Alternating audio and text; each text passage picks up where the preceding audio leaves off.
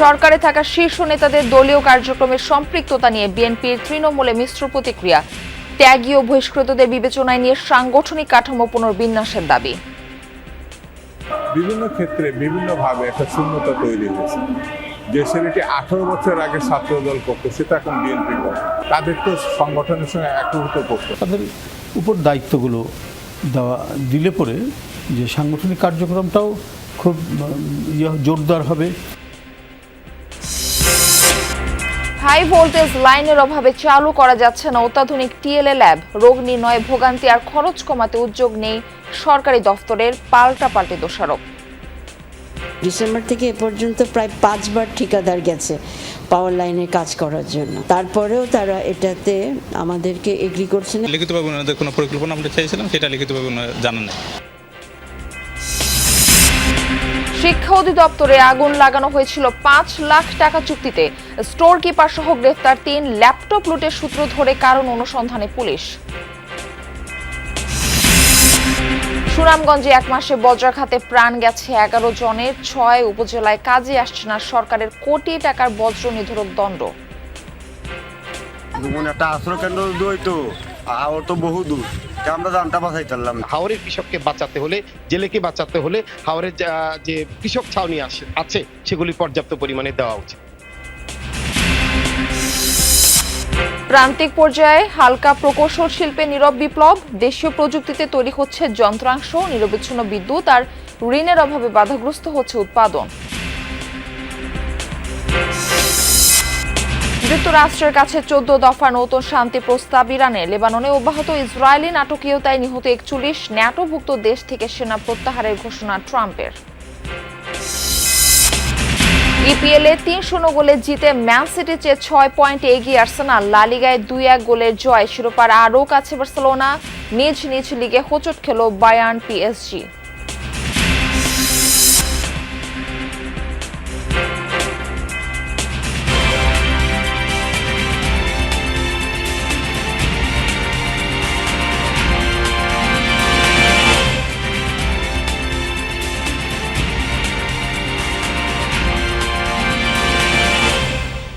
আমন্ত্রণ যমুনা নিউজে আপনাদের সঙ্গে থাকছি আমি মারফি রহমান। এতক্ষণ শিরোনাম দেখছিলেন। দল বিএনপি কি সরকারে বিলীন হয়ে গেল? এ নিয়ে নেতাকর্মীদের মিশ্র প্রতিক্রিয়া। বিএনপির শীর্ষ নেতাদের কেউ কেউ বলছেন সরকারে থাকা ব্যক্তিরা দলের নেতা হলেও সংগঠনকে আলাদা করা জরুরি। তৃণমূলের দাবি দলের ত্যাগী নেতাদের নিয়ে সাংগঠনিক কাঠামো পুনর্গঠনের, সে সঙ্গে নিষ্ক্রিয়দের সক্রিয় করার পাশাপাশি অপরাধ মূল্যায়ন করে বহিষ্কৃতদের দলে ফেরানো দাবি উঠেছে। সাইফুদ্দিন রবিনের রিপোর্ট। নয়াপল্টনে বিএনপির কেন্দ্রীয় কার্যালয় নেই চিরচেনা সেই ভিড়, নেতাকর্মীদের আনাগোনা। মাঝে মধ্যে দলীয় কর্মসূচি ঘিরে কিংবা নির্ধারিত সাংগঠনিক প্রয়োজনে দলে কয়েকজন শীর্ষ নেতা আসেন। তবে কি সরকার গঠনের পর দলীয় কার্যালয় গুরুত্ব হারাচ্ছে? দলের সাংগঠনিক গঠিতে চলা দরকার, আর সরকারের ভাবে তার দাপ্তরিক কাজগুলো। একটি সরকার তখনই শক্তিশালী হয় যখন তার রাজনৈতিক সংগঠন এবং অঙ্গ সংগঠনগুলো যখন শক্তিশালী থাকে। তারা দীর্ঘদিন ত্যাগ তিতিক্ষা করে বিএনপি ধরে আছে, তাদের বাছাই করে এনেই দলের কমিটি দেওয়া উচিত, যাতে করে আমরা যে কোনো আন্দোলন কিংবা সংগ্রামে সাধারণ মানুষের মাঝে তৃণমূল পর্যায় থেকে আমরা একসাথে কাজ করতে পারি। সরকার গঠন করে 28 মার্চ নয়াপল্টনের কার্যালয়ে যান বিএনপি চেয়ারম্যান তারেক রহমান। তবে নিয়মিতভাবে গুলশান কার্যালয়ে নানা কর্মকাণ্ড পরিচালিত হচ্ছে তাঁর নেতৃত্বে। কিন্তু দলের অন্যান্য নেতাদের সাংগঠনিক সম্পৃক্ততা নিয়ে প্রশ্ন উঠছে। যদিও বিএনপির সিনিয়র যুগ্ম মহাসচিব বলছেন দল ও সরকার একই। কিন্তু যারা সরকার পরিচালনা করছেন এরাও তো দলের লোক, মন্ত্রীরা তো দলের লোক না, তারাও তো দলের লোক, এমপিরা এরাও দলের লোক। বিরোধী দলে থাকতে নেচারটা একরকম, আর তো সরকারি দল। আমাকে তো বহু কমিটমেন্ট আছে দলের জনগণের প্রতি। তো আমরা যদি প্রতিনিয়ত শুধু মিছিল মিটিংয়ের মধ্যেই সীমাবদ্ধ থাকি, এখন তো দল আমাদের রেসপন্সিবিলিটি। হ্যাঁ, একটা অপোজিশন এরা করতে পারে। এরকমটা অনেকেই বলেন যে বিরোধী দল কোথায়, এখন তো শুধু সরকার দেখছি সব জায়গায়। কথাটাকে ঠিক এই মুহূর্তে একদম পুরোপুরি উড়িয়ে দেওয়া যায় না। তবে আমার মনে হয় দলের দিকেও আমাদের হাইকমান্ড নজর দেওয়া শুরু করেছেন। ত্রয়োদশ জাতীয় সংসদ নির্বাচনে স্বতন্ত্র প্রার্থী হওয়া কিংবা দলীয় প্রার্থীর বিপক্ষে অবস্থান নেয় তৃণমূল থেকে কেন্দ্রের বিপুল সংখ্যক নেতাকর্মী বহিষ্কৃত হয়েছেন।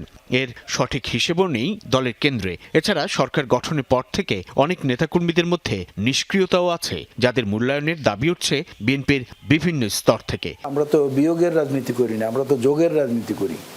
সেদিক থেকে আমি মনে করি যে ভুল ত্রুটি যার যেখানে যতটুকু হয়েছে সেটার পরিমাপ এবং ঘনত্ব বুঝে তাদেরকে যদি দলে নেওয়া হয় স্তর বিন্যাসের মধ্য দিয়ে, আমার মনে হয় সেটা একদিক থেকে ভালো হবে। যারা মন্ত্রী হয়েছেন বা অন্যান্য পদে যারা রয়েছেন তার চাইতে যারা মানে অপেক্ষাকৃতভাবে ফ্রি আছেন, সাংগঠনিক তৎপরতা চালাতে পারে, তাদের উপর দায়িত্বগুলো দিলে পরে যে সাংগঠনিক কার্যক্রমটাও খুব জোরদার হবে এবং সরকারও মানে ভালো মতো চলবে। বিভিন্ন ক্ষেত্রে বিভিন্নভাবে একটা শূন্যতা তৈরি হয়েছে। যে ছেলেটি 18 বছর আগে ছাত্রদল করতো সেটা এখন বিএনপি করে। তাদের তো সংগঠনের সঙ্গে একীভূত করতে হবে। এই একীভূত করা হচ্ছে পুরাতন এবং নতুনের সমন্বয়ে গতিশীল একটি নেতৃত্ব প্রতিষ্ঠা। বিরোধী রাজনৈতিক দলের সরকার বিরোধী যে কোনো অবস্থান মোকাবেলায় সংসদের বাইরে দলের সাংগঠনিক ভূমিকার উপর গুরুত্ব দিচ্ছেন বিএনপি নেতাকর্মীরা। তৃণমূলের দাবি, সাংগঠনিক কাঠামো পুনর্গঠন হলেই কেবল রাজনৈতিক দল হিসেবে সরকারি দল বিএনপির শৃঙ্খলাও থাকবে। আমরা নিজেদেরকে সতর্ক রাখব যাতে আর কেউ এই দেশে বিশৃঙ্খলা তৈরি করতে না পারে।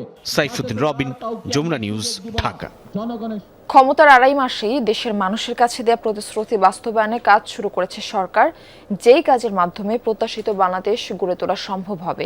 শনিবার সিলেটের কর্মসূচিতে এই কথা বলেছেন প্রধানমন্ত্রী তারেক রহমান। উদ্বোধন করেন সিলেট সিটি কর্পোরেশনের 4,600 কোটি টাকার মেগা প্রকল্পের।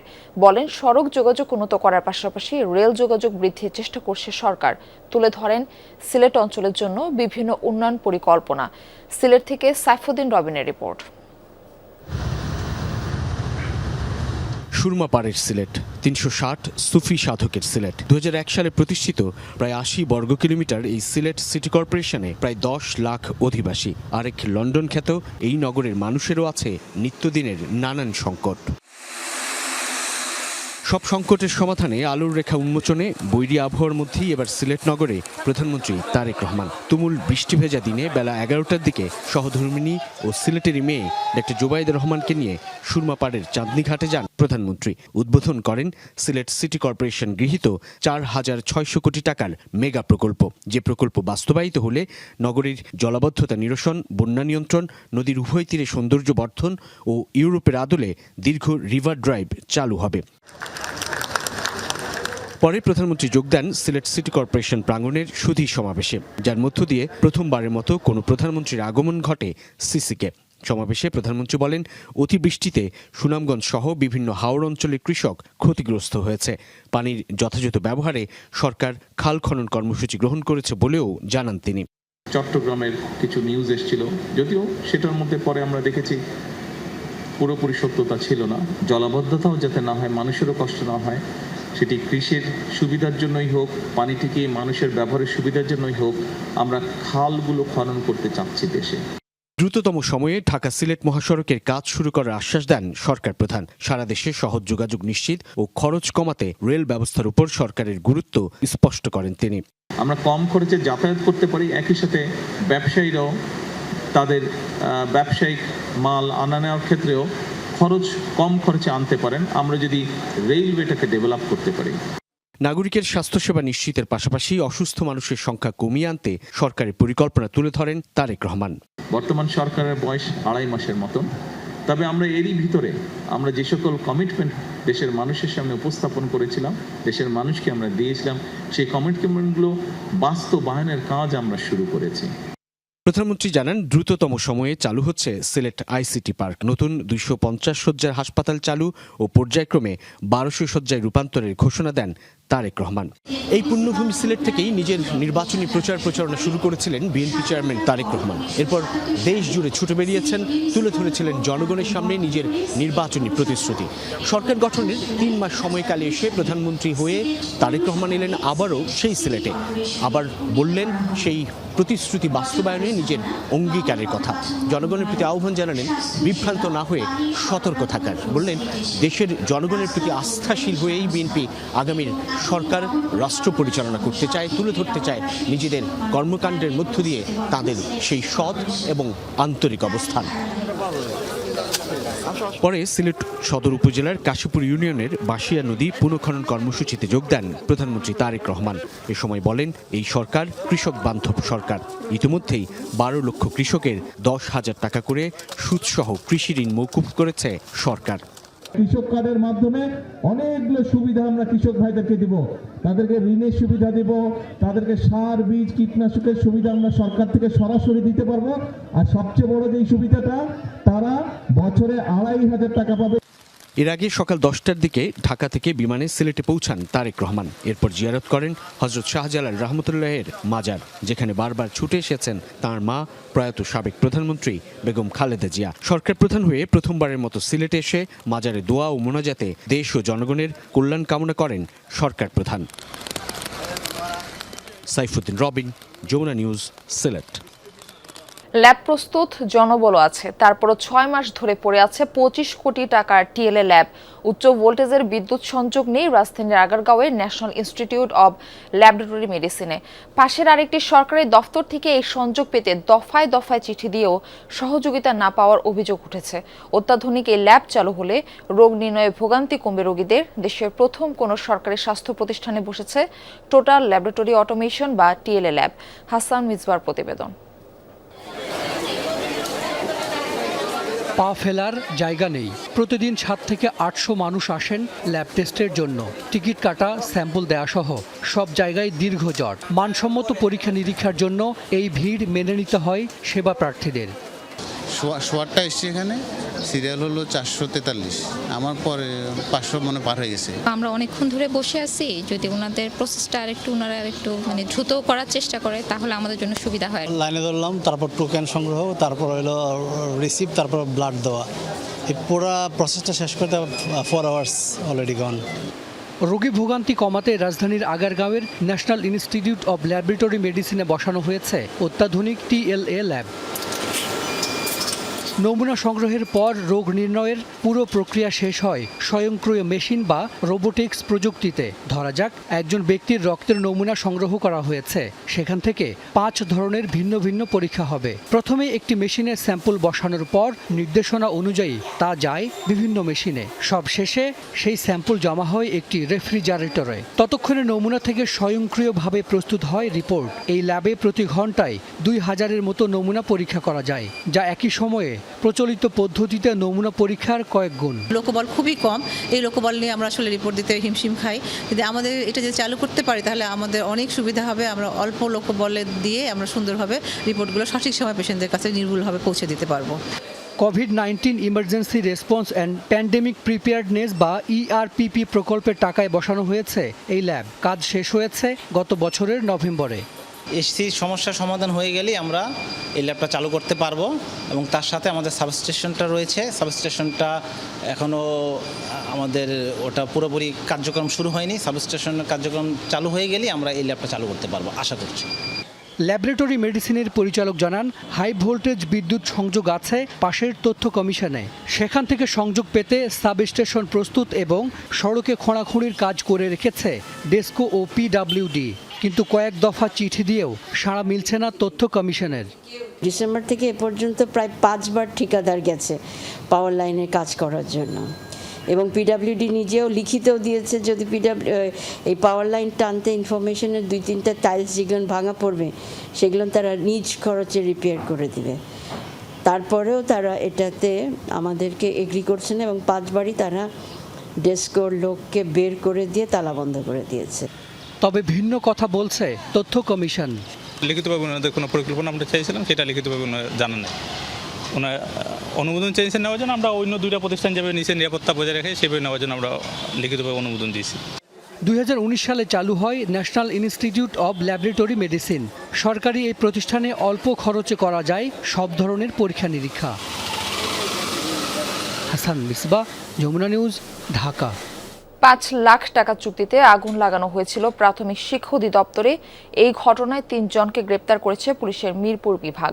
শনিবার সন্ধ্যায় ডিএমপির মিডিয়া সেন্টারে সংবাদ সম্মেলনে মিরপুর বিভাগের উপ পুলিশ কমিশনার মোহাম্মদ মুস্তাক সরকার জানান, কার্যালয়ের কর্মকর্তারা এই ঘটনায় জড়িত।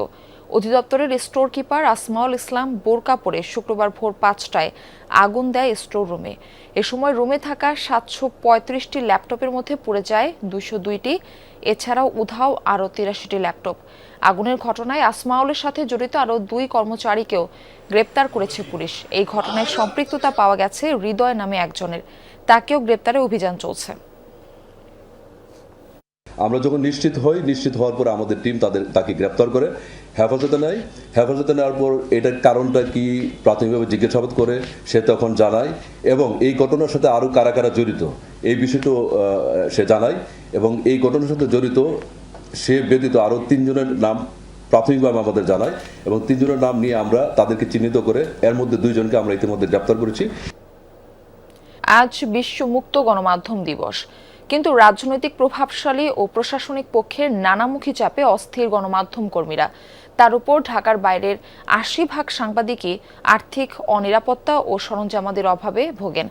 রাষ্ট্রীয় আইনকানুন দিয়ে ঘিরে রাখার ঘটনা তো আছেই, মাঠ পর্যায়ের গণমাধ্যম কর্মীদের মুক্ত সাংবাদিকতার চিত্র তুলে আনার চেষ্টা সহকর্মী সরকার মাজহারুল মান্নানের। সম্প্রতি লালমনিরহাটের কালীগঞ্জে পেট্রোল পাম্পে এক তরুণকে উপজেলা নির্বাহী অফিসার শামিমা আক্তার জাহানের মারধরের ভিডিও সামাজিক যোগাযোগ মাধ্যম হয়ে গণমাধ্যমে আসে। নিউজে আসার ঘটনায় ডিবিসি নিউজের স্থানীয় প্রতিনিধির ওপর ক্ষুব্ধ হন ইউএনও। তেঁতুলিয়া কৃষি অফিসের প্রণোদনা নিয়ে অনিয়মের নিউজ করেন যমুনা টেলিভিশনের পঞ্চগড় করেসপন্ডেন্ট রনি মিয়াজি। ফলে তার বিরুদ্ধে ডিসি অফিসে 5 লাখ টাকার চাঁদা দাবির অভিযোগ আনেন কৃষি অফিসার তামান্না ফেরদৌস। আমলাতান্ত্রিক একজন কর্মকর্তা যখন আমাদের ব্যক্তিগত কথা ভাইরাল করে দেয়, তখন তা আমরা সামাজিকভাবে হেয় হচ্ছি। সরকারের প্রণোদনা এবং অনিয়ম দুর্নীতির বিরুদ্ধে রিপোর্ট করার কারণে কৃষি অফিস আমার বিরুদ্ধে এমন মিথ্যা মপস তৈরি করে এবং মিথ্যা অভিযোগ দিয়েছিল। গেল বৃহস্পতিবার হাটের টোল বেশি আদায়ের ভিডিও ধারণ করায় বিএনপির স্থানীয় নেতার মারধরের শিকার হন লালমনিরহাট হাতীবান্ধায় মানবকণ্ঠের প্রতিনিধি আসাদুজ্জামান সাজু। রংপুর মিঠাপুকুরে একটি ঘটনার সাথে দৈনিক দিনকালের প্রতিনিধি আনোয়ার হোসেন জড়িত সন্দেহে তাকে হুমকি দেওয়ার অভিযোগ উঠেছে স্থানীয় কয়েকজন জামায়াত কর্মীর বিরুদ্ধে। রাজনৈতিক দলের প্রভাব খাটিয়ে যখন তারা আমাদের উপর হামলা করে, তাহলে আমরা যে গণমাধ্যমের স্বাধীনতার কথা বলছি, সেই স্বাধীনতা কোথায় গিয়ে দাঁড়ায়? আমার শিবিরের 10-15 জন কর্মী এসে আমাকে আমার বাড়ির পাশের দোকান থেকে তুলে নিয়ে যাওয়ার চেষ্টা করে। এই ঘটনাকে কেন্দ্র করে আমি একটা মিঠাপুকুর থানায় জিডি করেছিলাম। তো এখন পর্যন্ত সেই জিডির কোনো প্রতিক্রিয়া নেই এবং এখনও হুমকি অব্যাহত আছে। শুধু প্রশাসনিক, রাজনৈতিক ও প্রভাবশালীরাই মুক্ত সাংবাদিকতায় বাধা এমনটা নয়। আইনের জালে ঘিরে ফেলা এবং সাংবাদিক হত্যা মামলাসহ হেনস্থার ঘটনার বিচার দৃশ্যমান না হওয়া মুক্ত সাংবাদিকতার অন্তরায় বলছেন গণমাধ্যম কর্মীরা। সাংবাদিকতা গণমাধ্যম কর্মীদের জন্য হয়ে চুক, আমরা যেন নিশ্চিন্তে যে কোনো ধরনের দুর্নীতির খবর, যে কোনো ধরনের অন্যায়ের খবর সাধারণ মানুষের জন্য আমাদের টেলিভিশন স্ক্রিনে তুলে ধরতে পারি। ঢাকার বাইরে কাজ করি, তাদের প্রায় 80% গণমাধ্যম কর্মী আর্থিক যে সুবিধা পাওয়ার কথা অফিস থেকে, সেই অফিস থেকে একই সময় অন্যান্য যে ইনস্ট্রুমেন্ট থাকবার কথা সেটিও নেই। পত্রিকার সম্পাদক ও প্রকাশকরা মনে করেন, ঢাকার সাথে অন্য জেলার বৈষম্য দূর করা না গেলে পরিস্থিতির উন্নতি হবে না। আমি যদি রংপুর জেলা হয়ে থাকি, ঢাকাও তো একটা জেলা, তারা যেভাবে স্বাধীন পত্রিকাটা বের করতেছে সেভাবে আমরা কেন পাচ্ছি না? তাই আমার সরকারের কাছে দাবি থাকবে আমাদের মধ্যে এই বৈষম্যটা দূর করে দেন। গণমাধ্যম কর্মীগণ অর্থনৈতিক, সামাজিক এবং কর্মক্ষেত্রে নিরাপদ থাকবে। সাংবাদিকদের নিরাপত্তা সর্বক্ষেত্রে নিশ্চিত করবেন, এটাই আজকের এই প্রত্যাশা।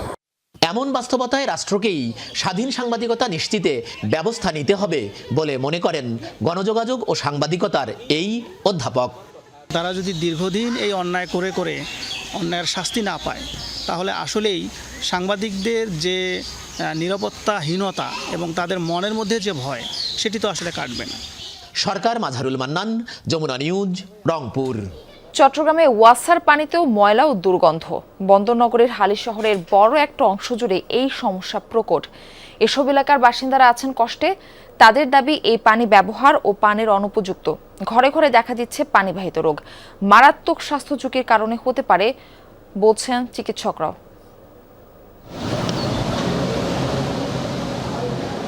4 সদস্যের পরিবার রাবেয়া বেগমের, থাকেন চট্টগ্রামের হালি শহরে পদ্মা আবাসিক এলাকায়। কিন্তু পানি এত দূষিত ও দুর্গন্ধযুক্ত, হাত ধোয়া, গোসল কিছুই করা যাচ্ছে না। এমনকি টয়লেটও ব্যবহার অনুপযোগী। উপায় না থাকায় বাধ্য হয়ে 4 মাস ধরে নোংরা পানি ব্যবহার করছেন। খাবার খাইতেছি না, পানি খাইতেছি না, ব্যবহার করতে পারতেছি না, গোসল করতে পারতেছি না, বাথরুমও নিতে পারতেছি না, অনেক বিভিন্ন চুল কাইতেছে, এরপরে অনেক জিনিস আমরা অপচয় করতে পারতেছি না, কি জানি বাথরুমে আসতে পারতেছি না। এগুলো মুখ দূর কথা, এগুলো হাতের তো শুধু গন্ধ আসতেছে। চট্টগ্রামের এই এলাকার অন্তত 300 থেকে 400 পরিবার একই সংকটে। দূষিত পানি ব্যবহারের কারণে ঘরে ঘরে দেখা দিচ্ছে পানিবাহিত রোগ ও চর্মরোগের উপসর্গ। এই অনেকের কলেরা এবং চর্মরোগ এইভাবে হাসপাতালে আছে। মুখে যদি কুলি করলে এগুলো তো ধরেন আপনার মুখে যায়, অনেক সময় কাশি আসতেছে, ডায়রিয়া হয়ে যাচ্ছে। আমরা অপারগ হয়ে এখন আমরা প্রতি গ্রাম 400 টাকা করে পানি কিনে আমরা চলতে হচ্ছে, কিন্তু এইভাবে আমরা কয়দিন চলবো? কতগুলি আছে না লম্বা লম্বা কেঁচোগুলো আসতেছে, আজকে আমরা প্রায় অনেক দিন পর্যন্ত এই কষ্টটা পাইতেছি। দীর্ঘদিন দূষিত ও দুর্গন্ধযুক্ত পানি ব্যবহার করলে মারাত্মক স্বাস্থ্য ঝুঁকির পাশাপাশি পানিবাহিত রোগের প্রকোপ বাড়বে বলছেন চিকিৎসকরা। বেশিরভাগ রোগী কিন্তু এই ধরনের সিমটম নিয়ে এখন আসছে, বিশেষ করে হেপাটাইটিস এ। এবং আমি আমার প্রাইভেট প্র্যাকটিসে দেখেছি আগ্রাবাদ, হালি শহর, এখানে কিন্তু হেপাটাইটিস এ প্রতিদিনই আমি 1-2 রোগী পাচ্ছি। আমি একজন পাচ্ছি, অন্যান্য ডাক্তাররাও পাচ্ছে বলে আমি শুনেছি। ভুক্তভোগীদের অভিযোগ, একাধিকবার অভিযোগ জানানোর পরও চট্টগ্রাম ওয়াসা কার্যকর কোনো ব্যবস্থা নেয়নি। যেহেতু অনেকগুলি নালা আছে, ড্রেন আছে, কোনটা দিয়ে ডুবতেছে এটা বাইর করতাম। আমরা ফিজিক্যালি ভিজিট করার পর 2 জায়গা সন্দেহ করছি আর কি, ওই 2 জায়গায় চেক করে দেখি। জোবাইর রিফাত, যমুনা নিউজ, চট্টগ্রাম। রাজবাড়ীতে শিক্ষা প্রতিষ্ঠানের প্রধানদের বিরুদ্ধে বালু লুটের অভিযোগ উঠেছে। গত বছর 11টি প্রতিষ্ঠানের জন্য বরাদ্দ দেওয়া হয় নদী পুনর্খননের বালু। ঠিকাদার প্রতিষ্ঠানের দাবি 70% বালু এরই মধ্যে নিয়েছেন প্রতিষ্ঠান প্রধানরা।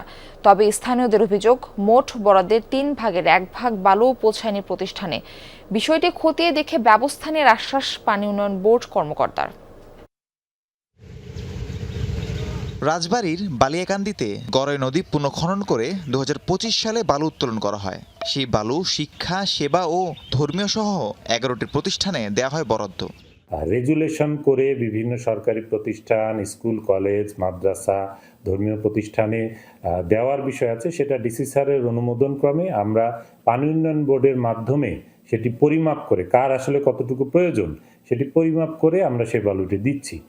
নারোয়া মনসুর আলী ডিগ্রি কলেজের অধ্যক্ষ আবেদন করলে প্রতিষ্ঠানের মাঠ ও নিচু জায়গা ভরাটের জন্য বরাদ্দ দেওয়া হয় 2,02,600 ঘনফুট বালু। অধ্যক্ষ হারুনুর রশিদের দাবি, তিনি এখন পর্যন্ত বালু এনেছেন 120 গাড়ি, অর্থাৎ 18 থেকে 24,000 ঘনফুট। তবে অভিযোগ উঠেছে বালু আনা হয়েছে এর অর্ধেকের কম।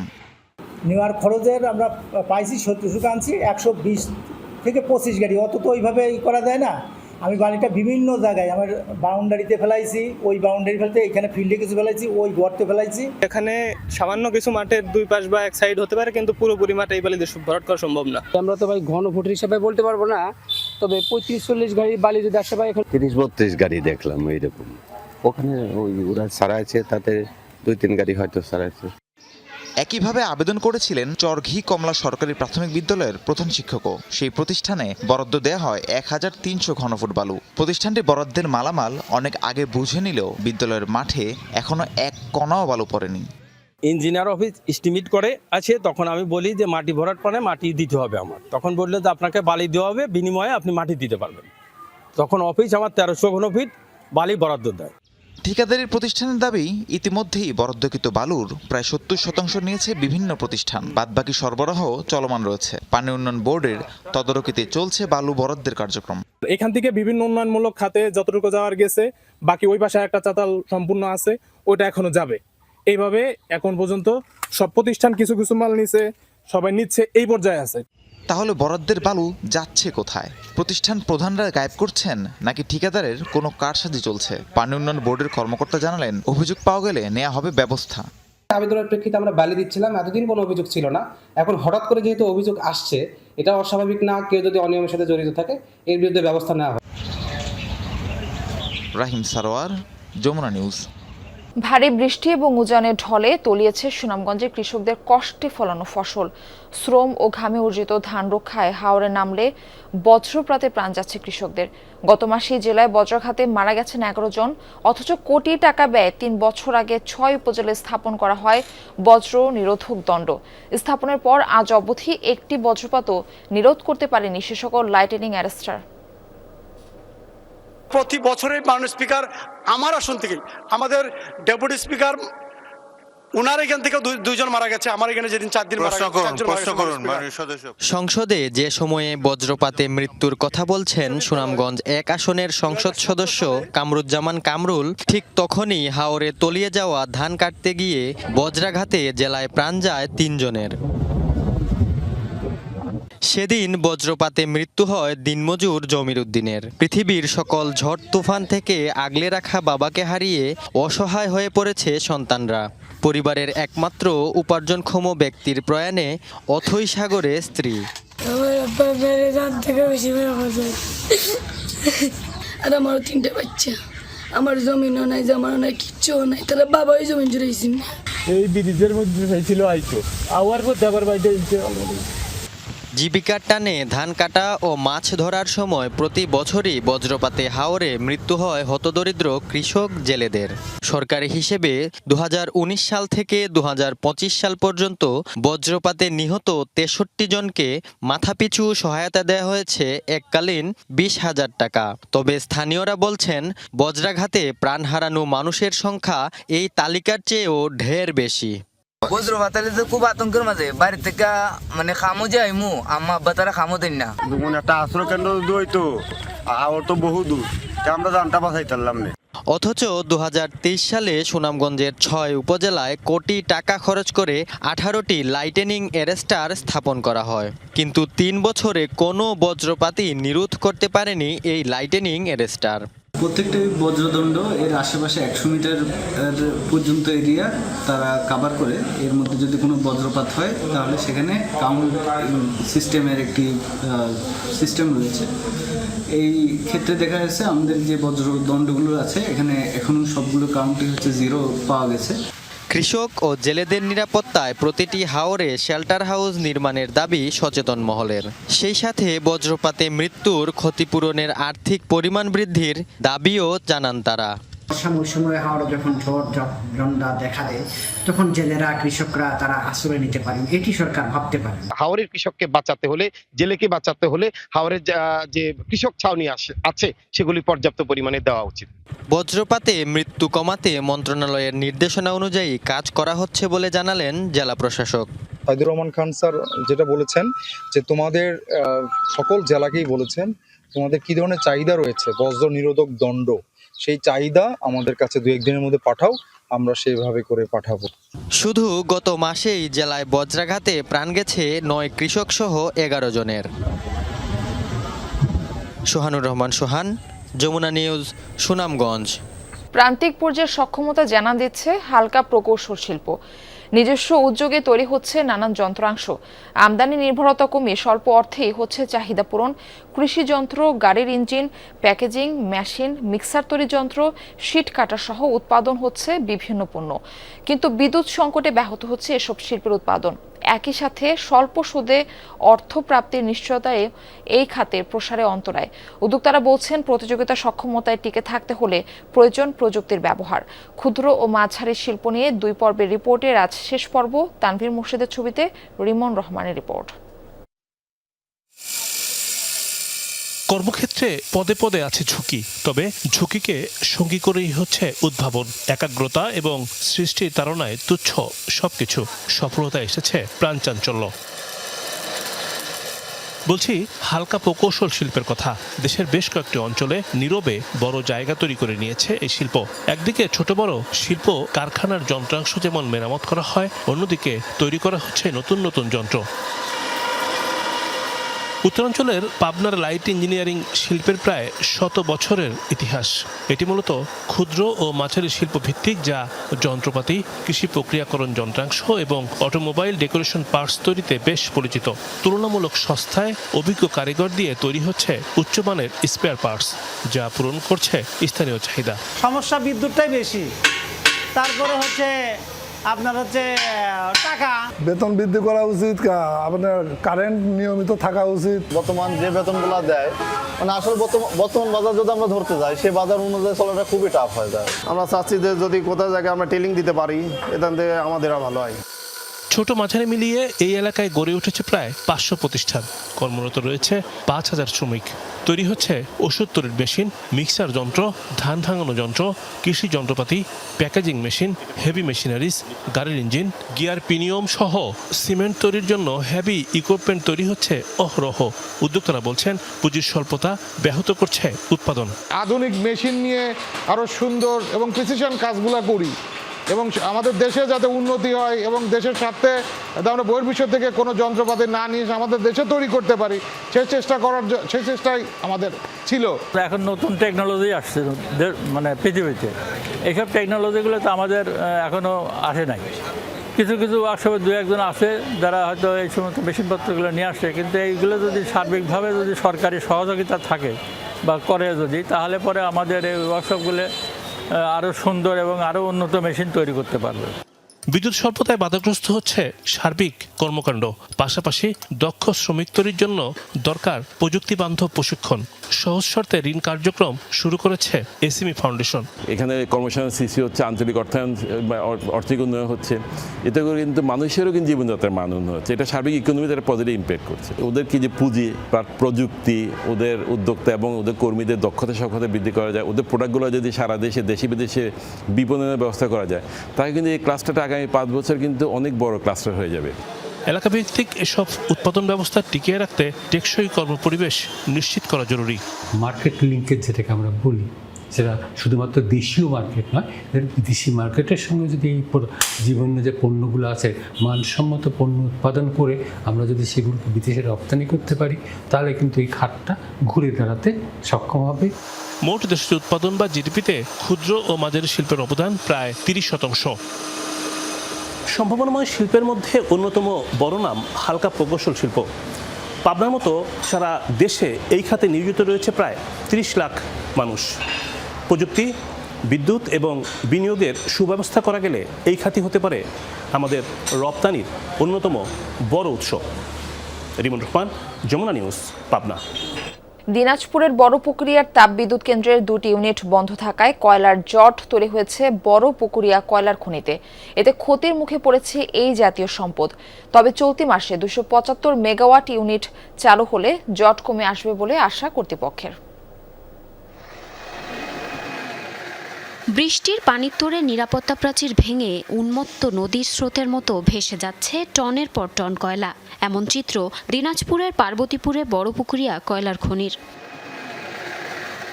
কয়লার খনিটির সবচেয়ে বড় ক্রেতা বাংলাদেশ বিদ্যুৎ উন্নয়ন বোর্ডের নিয়ন্ত্রণাধীন বড়পুকুরিয়ার তাপবিদ্যুৎ কেন্দ্র। তবে বিদ্যুৎ কেন্দ্রটির 525 মেগাওয়াট ক্ষমতা সম্পন্ন 3টি ইউনিটের মধ্যে 2 নং ইউনিটটি 2020 সাল থেকে বন্ধ রয়েছে। এছাড়া 3 নং ইউনিটটি বন্ধ 2025-এর অক্টোবর থেকে। দীর্ঘদিন ধরে এই 2টি ইউনিট বন্ধ থাকায় খনিতে সৃষ্টি হয়েছে কয়লার জট। এখানে তো প্রাচীরটা ভাঙছে না, এটা তো খোলা থাকলে সমস্যা, কয়লা বাইরে কেউ নিয়ে যেতে পারে। অতিরিক্ত বৃষ্টি হওয়ার কারণে প্রাচীর ভাঙে গেছে, কয়লা বেশি স্তূপ রাখছে তাপবিদ্যুৎ। পানি ওই দিক থেকে ছিল, আসার পর এখানে লোড নিতে পারে না, ওয়াল ভেঙে গেছে। দাহ্য পদার্থ হওয়ায় এই বিটুমিনাস কয়লার স্তূপে মাঝে মাঝে ঘটে অগ্নিকাণ্ডও। দ্রুত এসব কয়লা স্থানান্তর না করা হলে আরো ক্ষতির মুখে পড়বে এই জাতীয় সম্পদ, বলছেন স্থানীয়রা। ভাঙে গেছে, দেখতেছেন এই তো ভাঙে গেছে, আবার যাবে, আবার কলাগুলো ছাড়তেছে না, কলাগুলো পড়ে যাচ্ছে, সম্পদ নষ্ট হচ্ছে দেশের। আপাতত টিনের বেড়া দিয়ে তৈরি করা হবে নিরাপত্তা জোরদার করার জন্য। পরবর্তীতে এই বাউন্ডারি টেন্ডার প্রক্রিয়ার মাধ্যমে সম্পন্ন করা হবে। উন্নত বিশ্বের মধ্যে বিটুমিনাস কয়লা, যার কারণে কয়লাটা স্বপ্রজ্বলিত, নিজে নিজে প্রজ্বলিত হয়ে অনেক রাষ্ট্রের কোটি কোটি টাকা ক্ষতি হয়ে যাচ্ছে। চলতি মাসে 275 মেগাওয়াট ইউনিটটি চালু হলে কয়লার জট কমে আসবে বলে আশা কর্তৃপক্ষের। তাপবিদ্যুৎ কেন্দ্র যদি তৃতীয় ইউনিটটা চালু হওয়ার পর থেকে 1 লাখ টন করে প্রতি মাসে নিতে পারে, তাহলে আমার মনে হয় যে এই সিচুয়েশনটা আর থাকবে না, আমাদের ইয়ার্ডের ধারণ ক্ষমতার মধ্যে চলে আসবে। বড়পুকুরিয়া খনির কয়লা উত্তোলন চলবে 2027 সাল পর্যন্ত। উত্তোলনকৃত কয়লার সঠিক ব্যবহার নিশ্চিত করা গেলে বিদ্যুতের চাহিদা পূরণ করার পাশাপাশি জাতীয় অর্থনীতিতে সুফল বয়ে আনবে বলছেন সংশ্লিষ্টরা। জারিন অর্নি, যমুনা নিউজ। প্রতি বছর দেশে চা উৎপাদন বাড়লেও ভাগ্যের চাকা ঘুরেনি শ্রমিকদের। অভাব অনটনে চলছে তাদের জীবন। দৈনিক 187 টাকা মজুরিতে হিমশিম খাচ্ছে সংসার চালাতে। শ্রমিকদের অভিযোগ, অধিকাংশ চা বাগান স্বাস্থ্য, শিক্ষা, চিকিৎসার অধিকার যথাযথভাবে পূরণ করে না। শ্রম আইন ও দ্বিপাক্ষিক চুক্তির বাস্তবায়ন না হওয়ায় অধিকার থেকে বঞ্চিত তারা। চা শিল্পের সাথে তাদের সম্পর্ক বংশ পরম্পরায়। যে শ্রমিকদের শ্রমে ঘামে এগিয়ে যাচ্ছে চা শিল্প, সেই শ্রমিকরা এখনো বাধা দারিদ্র্যের দুষ্ট চক্রে। রোদ বৃষ্টি উপেক্ষা করে দিনভর খাটুনির পর একজন স্থায়ী শ্রমিক দৈনিক মজুরি পান সর্বোচ্চ 187 টাকা। এই আয় দিয়ে সংসার চালাতে হিমশিম খেতে হয় তাদের। সংসারে চলে যায়, আমরা ডাক্তার দেখাবো আমাদের টাকা নাই, আমরা বাজারে যে একটা সবজি মাছ খাবো আমাদের টাকা নাই, আমরা কোথা থেকে খাবো? ওদের মাঝে জলি, বৃষ্টি এলে বৃষ্টির মাঝে ভিঞ্জি, এটা কত কষ্ট হয় আমাদের। ওই 200 টাকা যদি দিন ইউজ হয়, আমরা বাচ্চা কাছে কিভাবে লেখাপড়া করব, বা কিভাবে আমরা খাবো, বা কিভাবে চলবো, এই জিনিসপত্রের দাম। অধিকাংশ চা শ্রমিকদের জরাজীর্ণ বাসস্থান আর স্বাস্থ্য সুরক্ষার বিষয়টি উপেক্ষিত থাকার বিভিন্ন রোগে ভুগছে অনেকে। বৃষ্টি আসলে তো আমরা থাকার মতো জায়গা নাই, বাসা নাই, বাসা থাকলে না বাসার মধ্যে থাকবো, ওই চারাগুড়িতে আমরা হামাইয়া বইয়া থাকি। আমরা যে 4-5 পুষ্যকে নিয়ে কোন রকম যে পেট চালাতে পারবো, সেই মানসম্মত মজুরি আমাদেরকে কেউ নিশ্চিত করতে পারে নাই। চা বাগানের চিকিৎসার মান একেবারে নিম্নমানের, এখানে কোনো পূর্ণাঙ্গ হাসপাতাল নাই। শ্রম আইন অনুযায়ী মৌলিক অধিকার সুরক্ষার পাশাপাশি ভূমি অধিকার, চিকিৎসা ব্যবস্থার উন্নয়ন, পানীয় জলের ব্যবস্থা, চাকরি ও শিক্ষা কোটা সংরক্ষণ, কল্যাণ ফান্ড চালুর দাবি শ্রমিকদের। মৌলিক অধিকার থেকে বঞ্চিত, যেমন বসত ভিটা, এই 150-200 বছর ধরে আছে, কিন্তু তাদের কোনো ভিটার মাটি নেই শ্রমিকদের। তবে বাগান কর্তৃপক্ষের দাবি, চায়ের দাম বৃদ্ধি না পাওয়ায় ক্ষতিগ্রস্ত মালিকরা। লোকসানে অনেক মালিক শ্রমিকদের বেতন দিতে হিমশিম খাচ্ছেন।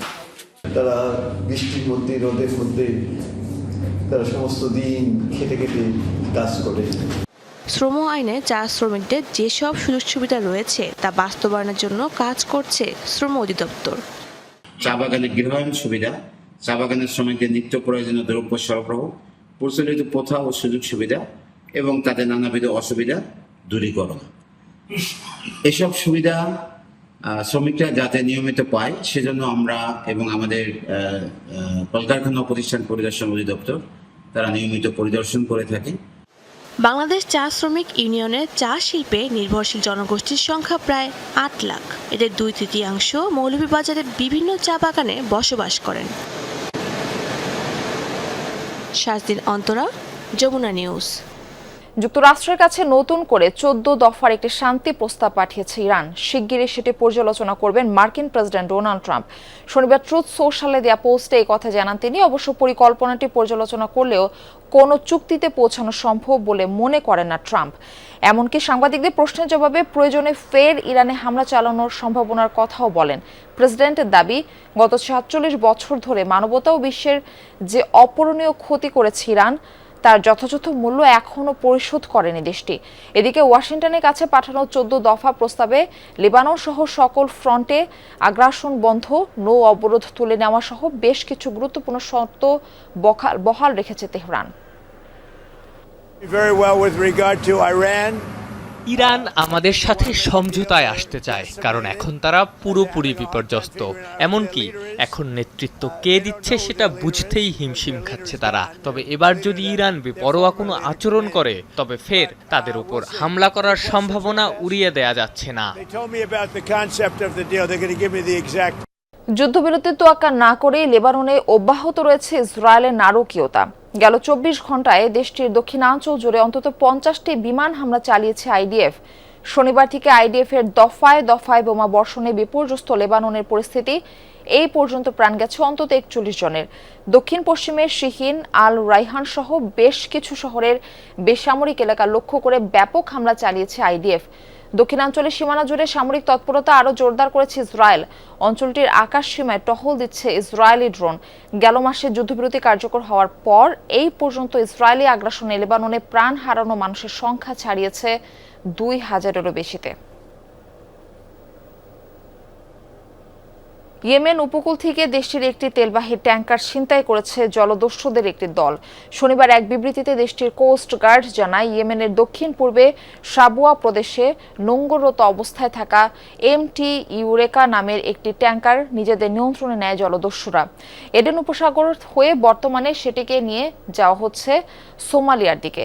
ইরান যুদ্ধ শুরু হওয়ার পর জলদস্যুদের উপদ্রব আশঙ্কাজনক হারে বেড়েছে অঞ্চলটিতে। হরমুজ প্রণালী অবরোধের জেরে বাণিজ্যিক জাহাজগুলোর রুট পরিবর্তনের সুযোগে মাথাচাড়া দিয়ে উঠেছে বিভিন্ন সন্ত্রাসী গোষ্ঠী। কর্তৃপক্ষ জানায়, সোমালিয়া উপকূলের কাছাকাছি সাম্প্রতিক সময়ে চতুর্থবারের মতো হয়েছে এমন ট্যাঙ্কার ছিনতাইয়ের ঘটনা। নৌযানটি উদ্ধারে চলছে তৎপরতা। দ্বিতীয় বিশ্বযুদ্ধের পর থেকেই ইউরোপের বিভিন্ন দেশের সামরিক ঘাঁটি গড়ে সেনা মোতায়েন করে আসছে যুক্তরাষ্ট্র। জার্মানি, যুক্তরাজ্য, স্পেন আর ইতালি সহ পশ্চিমা বহু দেশের নিরাপত্তার দায়িত্ব নেয় দেশটি। সম্প্রতি জার্মান চ্যান্সেলর ফ্রেডরিক মার্জের সাথে ইরান যুদ্ধ নিয়ে বিতর্কের জেরে ন্যাটো সদস্যভুক্ত জার্মানি থেকে 5,000 মার্কিন সেনা প্রত্যাহারের ঘোষণা দিয়েছে ট্রাম্প প্রশাসন। প্রশ্ন উঠেছে, ইউরোপ জুড়ে মার্কিন সামরিক উপস্থিতি কতটা বিস্তৃত? কেন এসব দেশে সেনা মোতায়েন করে থাকে পেন্টাগন? গোটা ইউরোপে সবচেয়ে বড় মার্কিন সামরিক ঘাঁটি এই রামস্টাইন এয়ারবেজ। টানা 7 দশকেরও বেশি সময় ধরে এই ঘাঁটি সহ জার্মানির বিভিন্ন স্থানে সেনা মোতায়েন রেখেছে যুক্তরাষ্ট্র। মার্কিন প্রতিরক্ষা মন্ত্রণালয়ের তথ্য মতে দেশটিতে অবস্থান করছে 36,000-এরও বেশি মার্কিন সেনা। দ্বিতীয় বিশ্বযুদ্ধের পর ইউরোপের আরেক দেশ ইতালির নাগাদ ভিচেনজা, আভিয়ানো, নেপলস ও সিসিলিতে মার্কিন ঘাঁটি গড়ে তোলা হয়। সেখানে রয়েছে 12,500-এরও বেশি সেনা। এছাড়া যুক্তরাজ্যের 3টি ঘাঁটিতে মোতায়েন রয়েছে কমপক্ষে 10,000 সৈনিক। স্পেন, হাঙ্গেরি আর রোমানিয়া সহ আরও বেশ কিছু দেশে রয়েছে মার্কিন সেনাদের অবস্থান। ন্যাটো সহ এসব মিত্র দেশগুলোর সাথে সমন্বয় করে সেনাবাহিনীর কার্যক্রম নিয়ন্ত্রণ করে যুক্তরাষ্ট্রের ইউরোপীয় কমান্ড। সেনা, নৌ, বিমান, marine corps, special operation force এবং নবগঠিত স্পেস ফোর্স, এই 6টি শাখার মাঝে সমন্বয় রাখে তারা। বিশ্লেষকরা বলছেন, ইউরোপের নিরাপত্তা রক্ষার অজুহাতে মূলত অঞ্চলটিতে যুক্তরাষ্ট্রের সামরিক ও ভূরাজনৈতিক উদ্দেশ্য হাসিল করে পেন্টাগন। যুদ্ধ সংঘাতের মুহূর্তে এসব ঘাঁটিগুলোকে লজিস্টিক কেন্দ্র হিসেবে ব্যবহার করে দেশটি। ফলে যুদ্ধ পরিচালনায় বিশেষ কৌশলগত সুবিধা পায় মার্কিন সেনারা। মার্কিন প্রতিরক্ষা মন্ত্রণালয়ের তথ্যভিত্তিক সংস্থা ডিএমডিসি তথ্য বলছে, সব মিলিয়ে ইউরোপে কমপক্ষে 68,000 মার্কিন সেনা মোতায়েন রয়েছে। স্থায়ী ঘাঁটি রয়েছে 31টি। Pranpratim Kundu, Jamuna news. European club ফুটবলের খবর। ইংলিশ প্রিমিয়ার লিগে ভিক্টর ইয়োকেরেসের জোড়া গোলে ফুলহ্যামকে 3-0 গোলে হারিয়েছে আর্সেনাল। লা লিগায় ওসাসুনাকে 2-1 গোলে হারিয়ে শিরোপার আরও কাছে চলে গেছে বার্সেলোনা। নিজ নিজ লিগে ড্র করেছে পিএসজি ও বায়ার্ন মিউনিখ। সময় যত গড়াচ্ছে ততই ইউরোপিয়ান বিভিন্ন লিগের শিরোপা নির্ধারণের সময় ঘনিয়ে আসছে। এরই মধ্যে লিগ শিরোপা জিতে ফেলেছে বায়ার্ন মিউনিখ। শিরোপা থেকে হাত ছোঁয়া দূরত্বে বার্সেলোনা, পিএসজি। পথ না হারালে আরাধ্য শিরোপা হাতে উঠতে যাচ্ছে আর্সেনালেরও। শনিবার ওসাসুনার বিপক্ষে 2-1 গোলে জিতে লা লিগার শিরোপা জয়ের আরও কাছে পৌঁছে গেল বার্সেলোনা। প্রতিপক্ষের মাঠে রবার্ট লেভানডস্কি যখন গেটলক ভাঙলেন, ম্যাচের বয়স তখন 81 মিনিট। মিনিট 5 বাদে ফেরান তোরেসের গোলে লিড দ্বিগুণ। 88 মিনিটে রাউল গার্সিয়ার গোলে ম্যাচ জমিয়ে তোলার ইঙ্গিত দেয় স্বাগতিকরা। যদিও শেষ রক্ষা হয়নি, ফলে 34 ম্যাচে 28 পয়েন্ট নিয়ে শীর্ষে বার্সা। 1 ম্যাচ কম খেলে 74 পয়েন্ট নিয়ে 2-এ রিয়াল মাদ্রিদ। ইংলিশ প্রিমিয়ার লিগে প্রথমার্ধের 3 গোলে ফুলহ্যামকে 3-0 গোলে হারিয়েছে আর্সেনাল। ভিক্টর ইয়োকেরেস করেছেন জোড়া গোল। সুইডিশ স্ট্রাইকারের অ্যাসিস্টে অন্য গোলটা বুকায়ো সাকার। ফলে ইপিএলে ম্যানচেস্টার সিটির চেয়ে 6 পয়েন্টে এগিয়ে আর্সেনাল। সিটির চেয়ে অবশ্য 2 ম্যাচ বেশি খেলেছে গানাররা। 35 ম্যাচে আর্সেনালের পয়েন্ট 76, 33 ম্যাচে সিটির 70। প্যারিসে শনিবার লিগ ওয়ানের ম্যাচটা 2-2 গোলে ড্র হয়েছে। দুই অর্ধে হয়েছে 2টো করে গোল। ম্যাচের শুরুতে পাওয়া লিড বেশিক্ষণ ধরে রাখতে পারেনি পিএসজি। দ্বিতীয়ার্ধেও একই হাল, ফলে লিগ শিরোপা জয়ের কাছে এসে লরিওর বিপক্ষে পয়েন্ট হারালো লুইস এনরিকে শিষ্যরা। 31 ম্যাচে তাদের পয়েন্ট 70। পয়েন্ট হারিয়েছে পিএসজির ইউসিএল প্রতিপক্ষ বায়ার্ন মিউনিখও। এরই মধ্যে বুন্দেসলিগার শিরোপা জিতে নেয়া দলটাকে 3-3 গোলে আটকে দিয়েছে রেলিগেশন অঞ্চলে থাকা হাইডেনহাইম। উল্টো বলা যায় শেষ মুহূর্তের গোলে বাভারিয়ানদের কোনো মতে রক্ষা হয়েছে। আফনান পিয়াল, যমুনা স্পোর্টস। এই ছিল যমুনা নিউজে। এতক্ষণ সাথে থাকার জন্য সবাইকে ধন্যবাদ।